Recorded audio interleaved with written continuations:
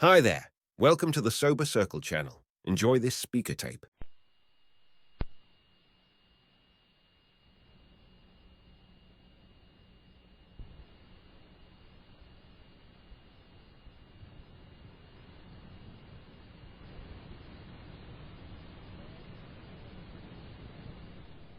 So I think I will introduce to you at this time the guest speaker for the evening.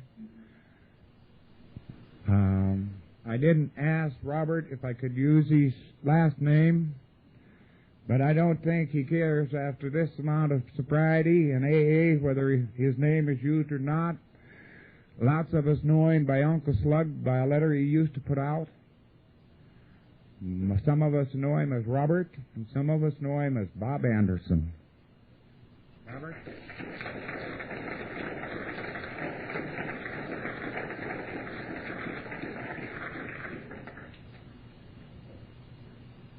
Piece of paper here.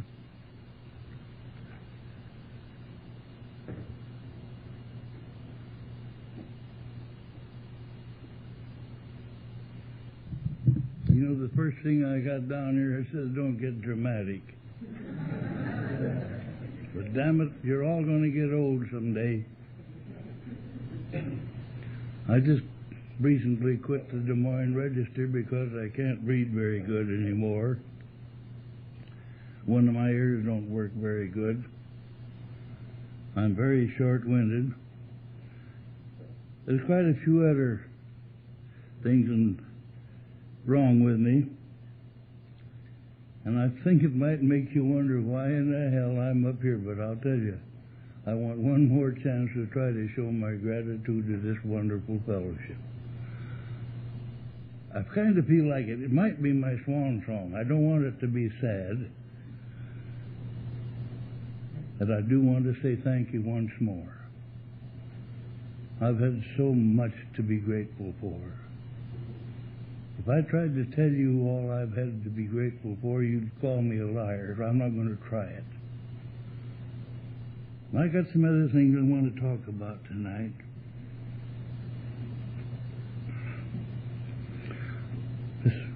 After I was asked to talk here, I spent quite a lot of time thinking, can you hear me all right? Should I? Shouldn't I?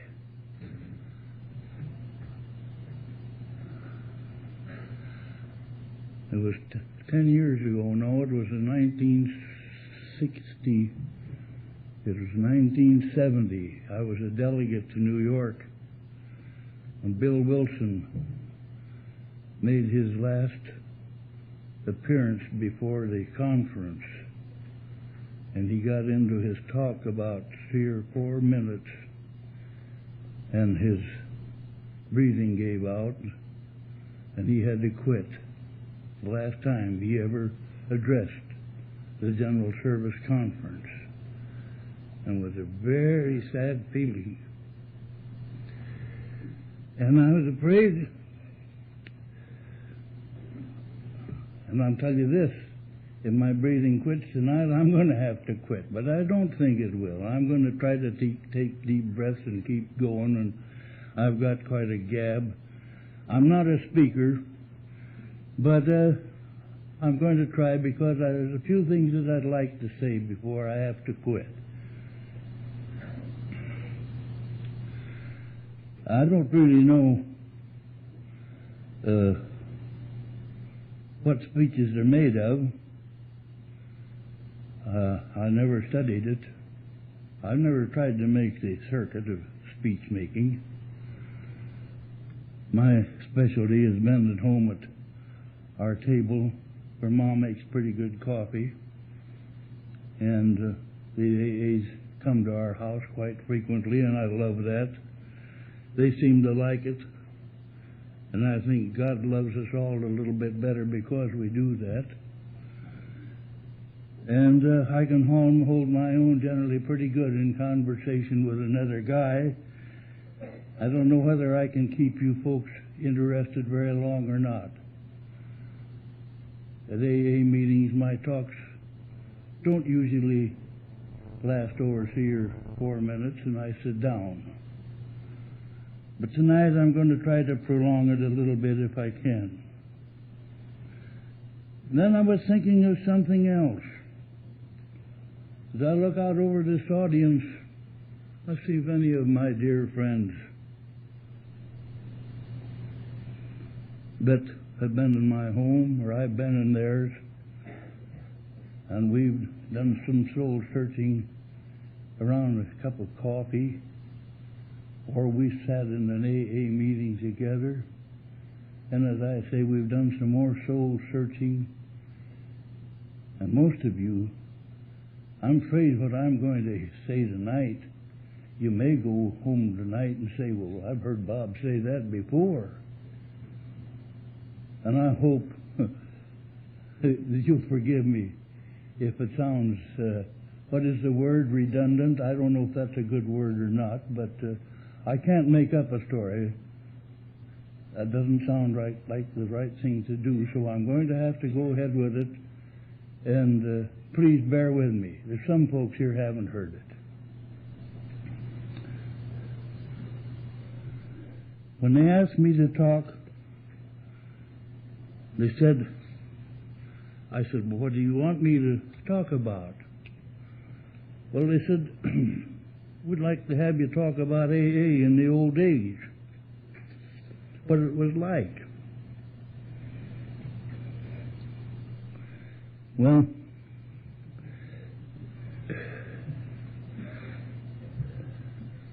that's not so easy. It was awful good 30 years ago, too. Don't you think it wasn't? I maybe shouldn't say it, but I think we were a little worse than drunks that come in that time. We had to make it or die. We didn't do any praying in those days. We're doing some of that now. That's wonderful. But most of us didn't do much believing. We just stayed sober one day at a time and went. We did a lot of sponsoring, looking after each other. But you know, I think that's how we get to know God. I really do. And I think God is the happiest when one person is helping another one. We had good sponsorship, lots better years ago. Now, I'm not going to criticize for the way things are today, but I think we could sure improve on that sponsorship deal. But it's out of my hands now. It's in the hands of younger people. But I'll tell you, don't forget how terribly important a sponsor was. I'm going to talk about my sponsor after a while. He was with me till just 2 years ago. 30 years we were buddies. And he hauled me to my first dozen meetings. Took me to my first one. And when if I didn't want to go to a meeting, he saw that I got there. And there were things we didn't have in common, and there's times we didn't agree. But I owe old Charlie a hell of a lot. I'm going to tell you a lot about him. And I think that every AA member should have some great members of a sponsor, or he hasn't exactly had all the experiences that he should have had in Alcoholics Anonymous. Now, I forgot to mention that anything I say is my own opinion. It didn't come out of this book here or the big book, so please, if you don't agree with me, that's all right.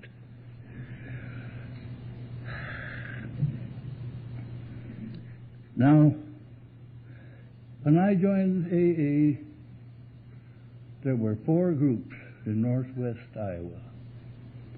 There was one in Sioux City, there was one in Spencer, there was one in Pocahontas, and one in Fort Dodge, and that was it. So we didn't have many AA groups.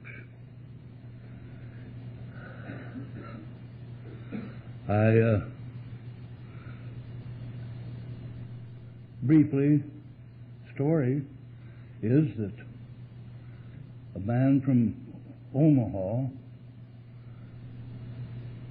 and a man from Des Moines lawyer from Des Moines, and you've heard of the little judge, Ray, he's dead now, Harrison, came to Fort Sioux City. They was looking for the worst drunk they could find, and they found an attorney, old Carlos, and I've been to many meetings with him, and he was a dramatic speaker. It was something to have known him. By his own admission, he slept out in cars many nights right on the streets in Sioux City, rather than go home and catch hell from his wife. What a man he was, and what a group grew up from that. And they had a large group there, and they had their own club rooms and everything for several years. And it was quite a treat to go to Sioux City once a year when they had their annual reunion at one of the hotels down there. The hotel is not there anymore. And Fort Dodge was another town that had a good big group. Pocahontas was never very large, but it was a nice little group over there, and that's been there a long time. I think that group started in 1946. But anyway, the Spencer group was started by three men. One was a lawyer from Spirit Lake. He'd gotten a touch of AA up at Minneapolis. One was a newspaper editor. He had joined AA in Omaha. And a native boy there, John, he had gotten drunk, done some of his drinking in Des Moines, and he found somebody took him to an AA meeting in Des Moines, so he tasted a little AA there. These three men got their heads together and got Carlos Goltz to come up to Spencer, and they started an AA group. And from that group, next thing that happened, but in May 1947, the Storm Lake group broke away. And later on that year, Esterville broke away and started a group. And a year or so later, Emmitsburg started a group. Those are groups that broke away from the Spencer group. And there's several groups that broke away from the Storm Lake group. So this is a story of AA, and maybe you're interested in it, and maybe you aren't, but I thought you might be, so it's right in this area, and I'll tell you about it. But this isn't what I wanted to talk mostly about tonight. I thought I was going to talk to you about people that have helped me along the pathway of AA. Things that they've said or done that has helped me to get my feet under me. Now at this point I was going to call on my dear wife, because I couldn't have done it without her. But she's at an Al-Anon meeting, and I thought she's going to be here. But anyway, it's very essential to have a wife who cares that you make this thing. I know some wonderful guys that are making it without the best cooperation from their wives, and God bless them. But it helps to have a wife like I've got when it comes to staying sober. Now, my real story in AA starts one afternoon. It's a Friday afternoon, February 14th, 1947. I've been drinking all day. And I was standing at the end of the counter, the tavern, and old Charlie came in there. I hadn't seen him for some time, In fact, I was kind of staying away from him because Charlie was in trouble. I knew the sheriff had been looking for him. They'd been after him a couple of times. His wife wanted to put him in Cherokee. Well, Charlie was a hell of a good guy. He always had some money in his pocket, and he was no deadbeat. And he didn't go home before the party was over. And, well, he was a good guy to go out drinking with. You couldn't beat him. And I can prove that by some other guys I see grinning back here.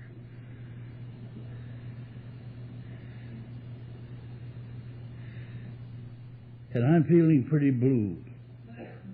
At this point in life, I had drank myself down to where there were certain guys at the tavern in the community that didn't care to drink with me anymore. And, of course, they were SOBs. I didn't want to drink with them either. But it wasn't their fault as much as it was mine. But Charlie hadn't abandoned me yet. And he come walking into the tavern up to me, and I said, "Well, hi, Charlie. Just let me buy you a drink." He says, "No." He says, "I don't believe so." He says, "I don't care for drinking."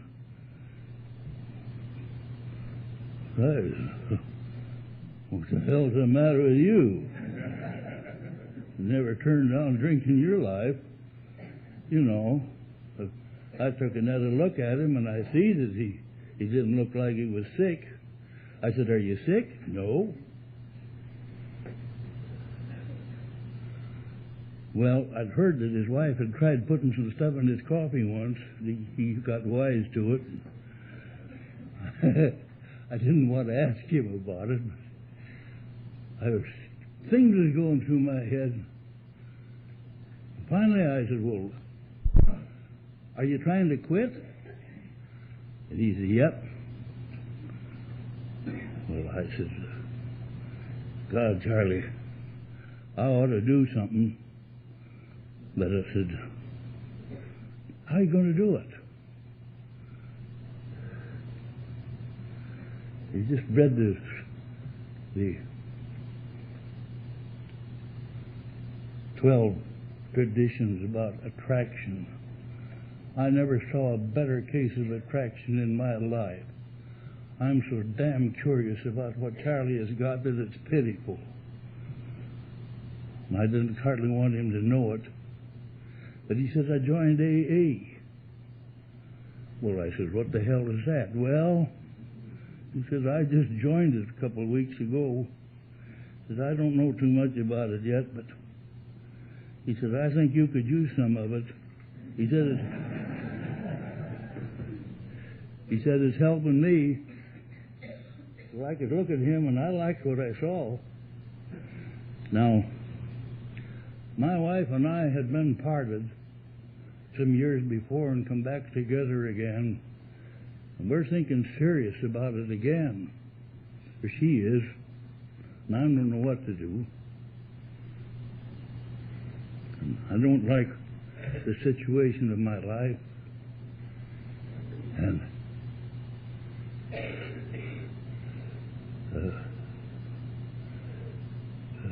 I said, "Well, what are you to do at AA?" Well, he said, "They have meetings." He said, "I'd like to take you to one of them."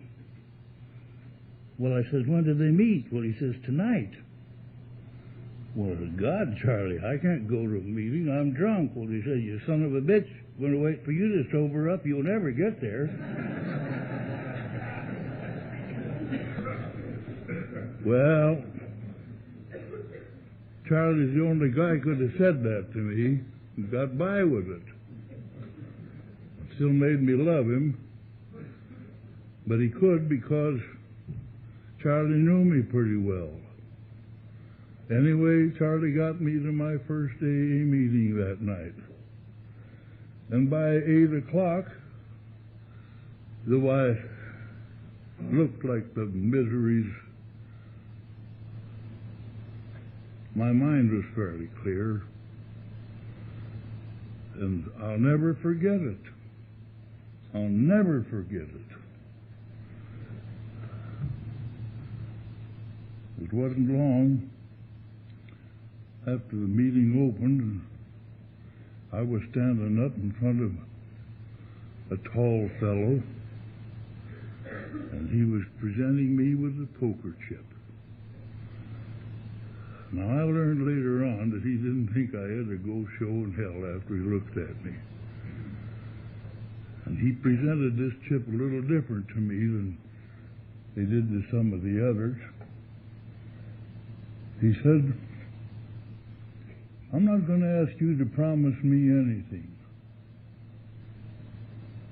He said, if you want to test yourself for honesty, if you think you could be an honest man, you put this chip in your pocket, and you promise yourself, not me, nobody else, that you won't take a drink with that chip in your pocket.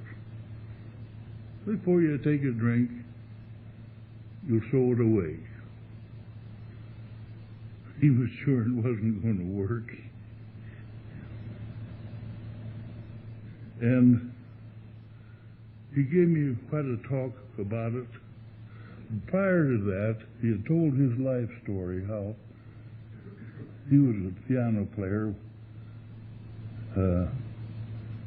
for a hobby, and he'd been out on a drunk in a town outside of Omaha somewhere, and he run out of money, and the 3 drinks weren't coming fast enough, and he wrote a check, and it ended up he got put in jail for 6 months. This was in July. 6 months later, they let him out of jail, and he had a pair of summer slacks on and short sleeve shirt, no jacket, and tennis shoes. And his wife had divorced him, and he had to come out and face the world in that condition, and that was just 2 years before.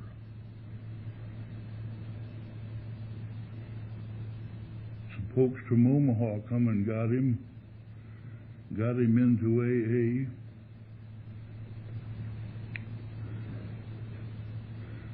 Got him back into his profession. He was a printer, newspaper man. Now, he was editor when he presented me with that chip. He was editor of the daily paper at Spencer in our town there. Well, you can't laugh that one off. This John that I was telling you about, I'd been up to Spencer one night with some other guys. One night, having a wee of a time, we'd run into John, and John thought he was a boxer, and he put on a silly show, and I thought the guy didn't know anything. He had a lot of money. The boys put on a real act because it made John believe he was quite a fighter. Every time he'd make a pass at this guy, and the guy would go down, and then John would buy us another round of drinks. And God, we got a lot of drinks that night. For nothing. And here, he's sobered up, and he's mayor of the town of Spencer. Oh, my God. And this was hard for me to believe, but I was terribly impressed. And then somebody said that this was an organization created by drunks for drunks only.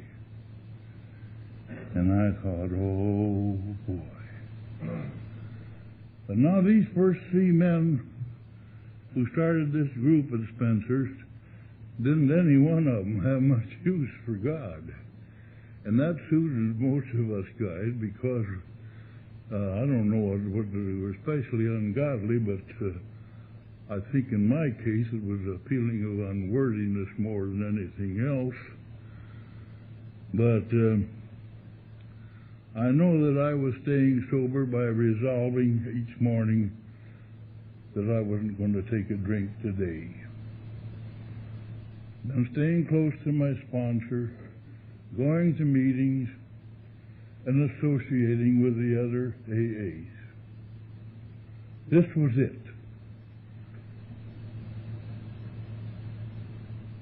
Now, I want to bring in, I want you to remember this man that presented me with my poker chip, because he's going to appear a little bit later at the end of my talk, so have that in mind.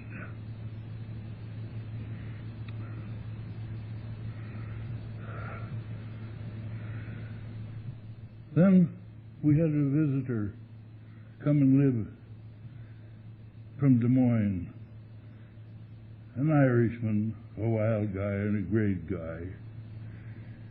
And he didn't like the state. We only had one step in Spencer. We had two steps, 1 and 12. They were a great 12-stepping bunch. They were bringing them in, come in there and sober up with the rest of us. That was a 12-step.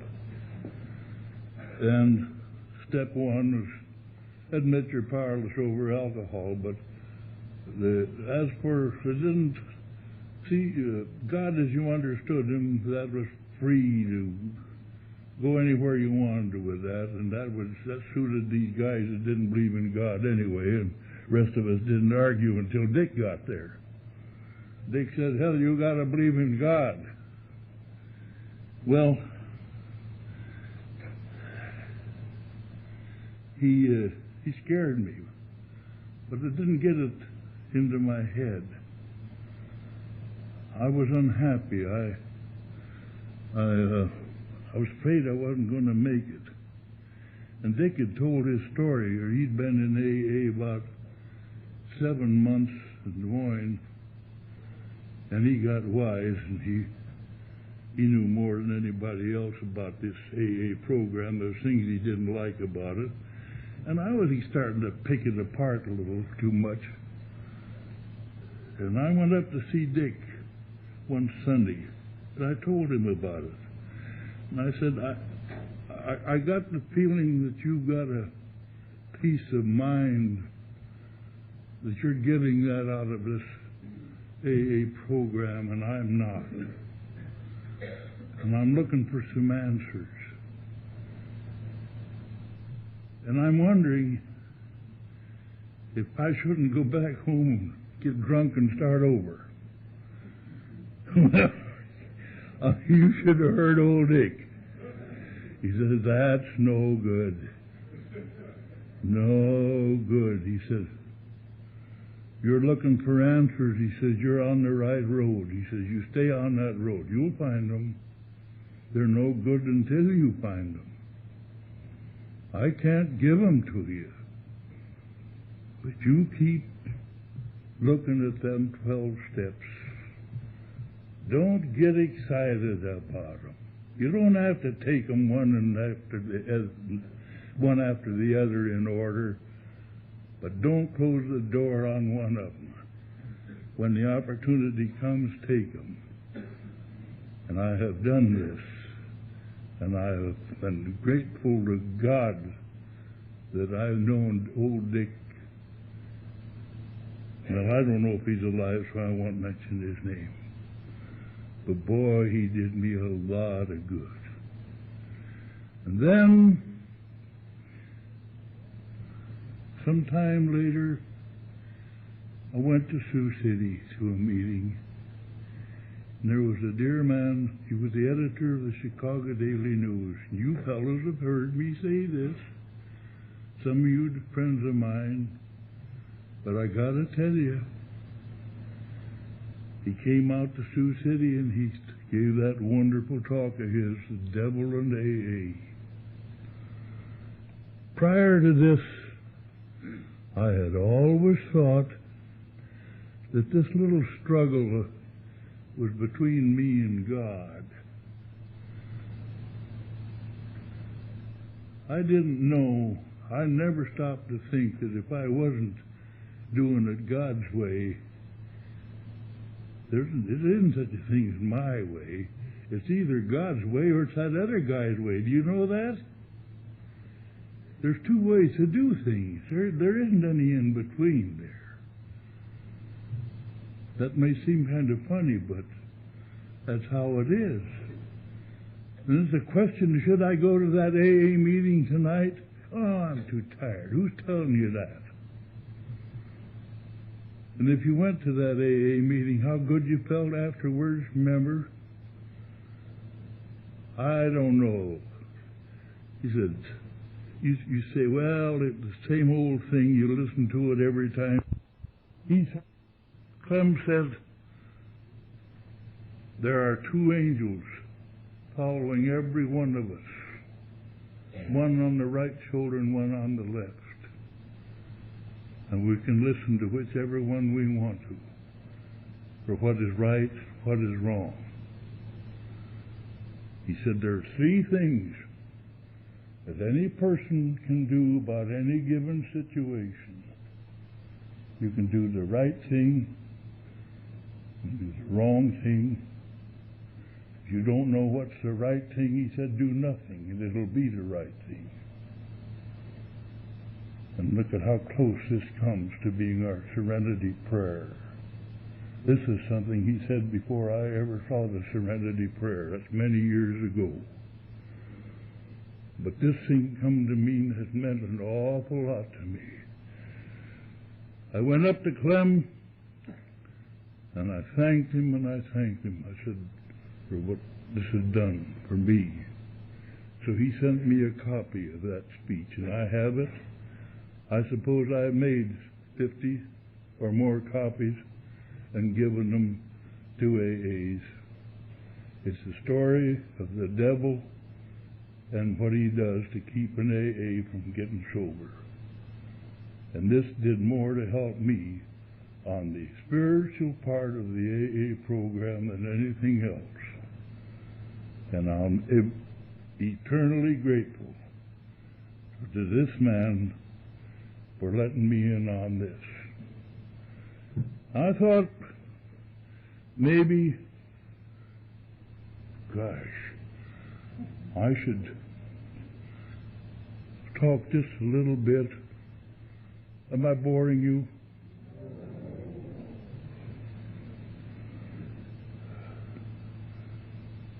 About a non-AA that meant quite a lot to me, because he became my biggest booster. God, I hated him once. He was my banker.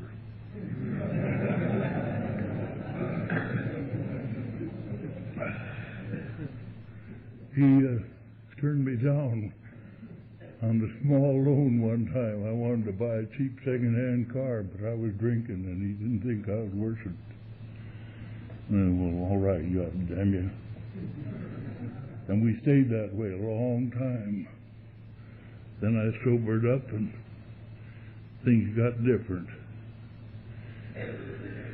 We got to be good friends. He even took me along with him to Des Moines and introduced me as one of the officers in his bank so I could go to the bankers' convention with him. Bob, he said, you amaze me. He said, you're the one person in this world, only one that I know that I ever said you'd passed the point of no return. I was so dang sure that we was going to bury you drunk. And that was on the way going down. He was a good Presbyterian, and don't say, I'm not knocking Presbyterians. He went to church, and he was a good man. But I got a point I want to make. On the way home, he says to me, Bob, do you mean to tell me that you have to go to those meetings yet? You couldn't come to church and get what you need now? Now, what do you do to this? He's a nice guy. But he told me something. And I know he tried. He was a county supervisor. He was involved in welfare cases, and he was not a narrow-minded person. But it's terribly hard for the non-alcoholic to understand the language that I'm speaking to you here today. Whether you know this or not, it is. It's difficult for them to understand it. I think most of you understand me. But he never quite understood why. After I had gotten my life straightened out, I thought I needed to go back and associate with the drunks some more. And you know why. I love you people. I hope I never change. And that's about all I'm going to say about that, excepting that at the last thing, one of the last things, 1970, at the General Service Conference, old Tom, he's alive, B, from Winnipeg, gave his last farewell address as a trustee. And in that speech, he made this remark that I copied it down, and it means so much to me. He said, AA is the greatest handiwork of God. I am the only one who can foul it up. I'm not going to try to clarify that to you. Let you think it out. AA is the greatest handiwork of God. I am the only one who can foul it up. It's up to me to see that I don't. And now, folks, comes the little ending of my talk. When I get the feeling big sometimes and think I'm somebody, I have a reminder to go to that'll knock my ears down. If you're anybody who has saved your grapevines, this is the AA Grapevine March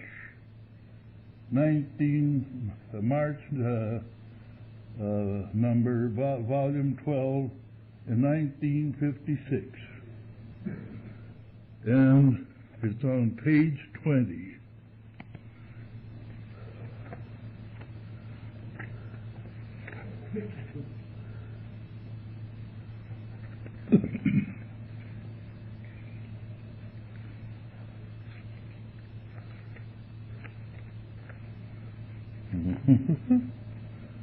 I hope it's here.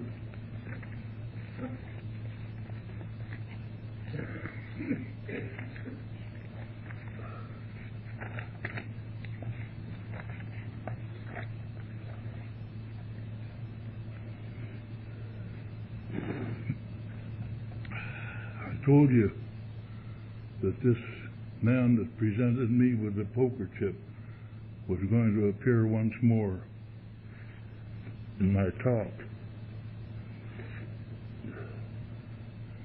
I was up at Spirit Lake. This lawyer came to me in the summer of 1956, and he said, "That was quite a letter you got from Phil."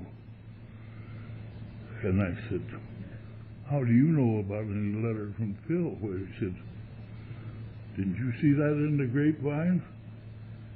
And I missed it. So I goes home, and I looks it up, and here it is. It's entitled The 1-Ton Poker Chip.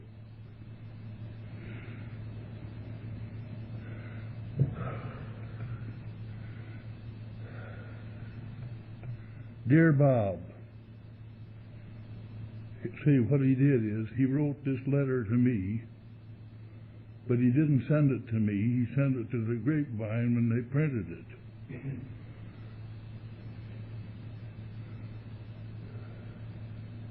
Dear Bob, so that chip I gave you 8 years ago is still in your pocket and still reminding you of your membership in AA.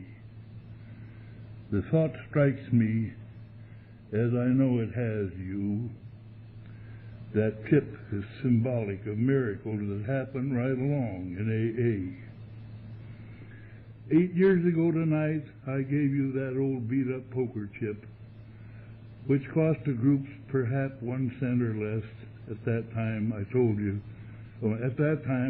you, we did, as we did all new members, that the chip simply represented your membership in our group, that it was worth very little intrinsically, but could be worth much more to you if you managed to hang on to it, that we only asked you to accept it in that spirit, and that we asked nothing of you except that if in the week before the next meeting you had to drink, you would throw the chip away before you took the drink.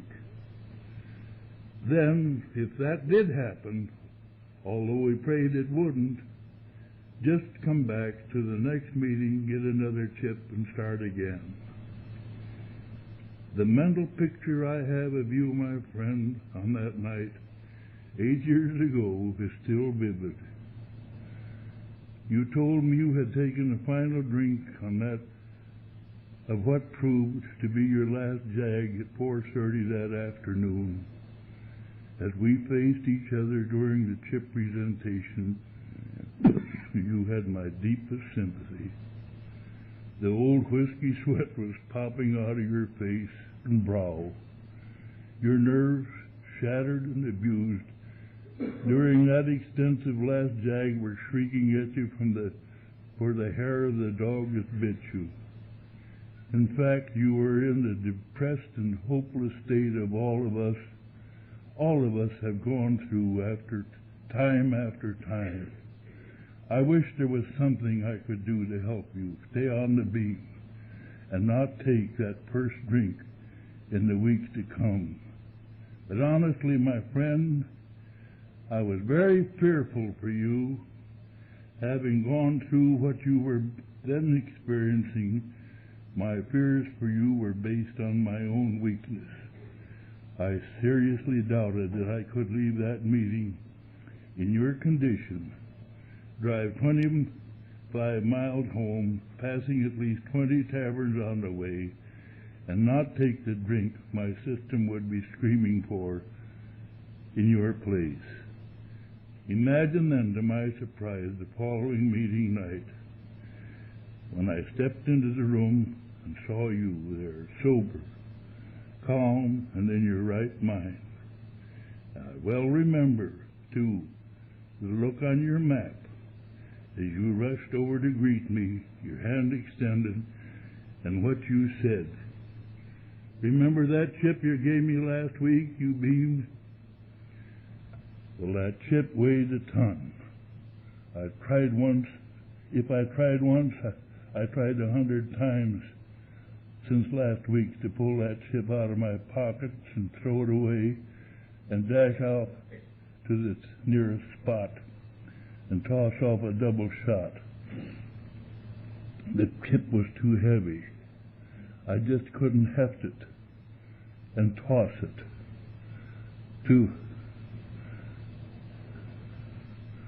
So here I am, ready to find out more about AA program. I'm getting so much sweat in my eyes I can't hardly see here. Believe me, Bob, you did find out about the program. If anyone ever did, in my book, you have done a great job, and I'm going to have to wipe my...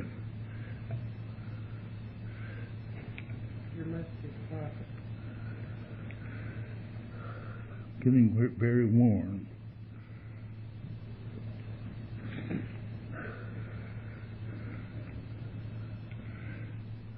if anyone ever did. And in my book, you have done one swell job in all departments. Here's hoping you have many more happy birthdays in AA. Just one word of warning, though, my friend. I am not, and always was, a conceited sort of cuss, and it pleases my vanity at no end to have you think of me in connection with a chip and all it has done for you. But I have learned a little in my time in AA about the necessity of fundamental honesty. And I must remind you that it was the personal gift. It was no personal gift from me to you. I simply acted as the arm and the hand of the group, and your obligation is not to me, but to AA. Good going. Yours sincerely, Bill. Thank you.